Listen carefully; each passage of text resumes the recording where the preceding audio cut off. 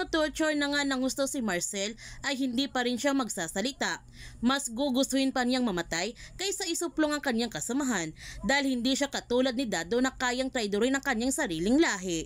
Kaya pinatay ni Coronel Yuta si Marcel dahil wala siyang mapapala rito at ang mahalaga sa kanya ngayon ang paghahanda niya sa kanilang kasal ni Teresita. Katulad ni Amalia ay naging espiya na rin si Sister Manuela para sa mga gerilya. At bago umalis si Sister Manuela, ibinigay muna niya kay Adelina ang kanyang nakita na wanted na ngayon si Hiroshi at tinutugis na siya ng kanyang sariling kalahi. Nag-alala ng labis si Adelina sa kalagayan ni Hiroshi. Habang sina Eduardo at Amalia, sumugod na rin sila sa mga sundalong Hapon. Ibinuhos naman ni Amelia ang kanyang galit sa pakikipaglaban sa mga Hapon sa lahat ng kababuyan na ginawa sa kanya at nagtagumpay nga sila nito. Mga ilang sandali may dumadating na mga Hapon kaya nagmamadali silang umalis.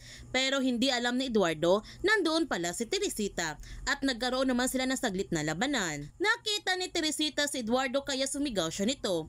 Ngunit hindi narinig ni Eduardo ang sigaw ni Teresita dahil nagmamadali na rin silang umalis. Nagnakaw naman si Hiroshi ng mga pagkain sa kanyang kapwa kalahi at nahuli siya nito, kaya hinahabol na siya ngayon. Nagtagumpay naman siya na takasan ang mga sundalong Hapon. Ngunit habang nagpapahinga si Hiroshi ay nahuli naman siya ng mga gerilya. Kahit sinabi na niya na hindi siya kaaway, pero hinuli pa rin siya nito at sinasaktan pa. Ibinalita kagad ni Nando sa kanila ni Adelina at Luis na patay na si Marcel. Kaya galit na galit si Luis sa pagkamatay ng kanyang kaibigan dahil sa kagagawa ng mga Hapon. Gayunpaman, sobrang masaya si Teresita nung nakita niya si Eduardo na buhay pala ito at hindi patay. Ngunit napalitan kagad ng lungkot ang kanyang kasiyahan dahil ipinalam sa kanya ni Coronel Yuta na bukas na kanilang kasal at wala na siyang magagawa para pigilan ito. Matutuloy kaya ang kasal nila Teresita at Coronel Yuta?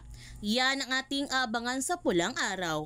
Kung bago ka pa channel ko, don't forget to like, subscribe, and click notification bell para palagi kang updated sa mga videos in-upload ko. Thank you for watching and God bless to everyone.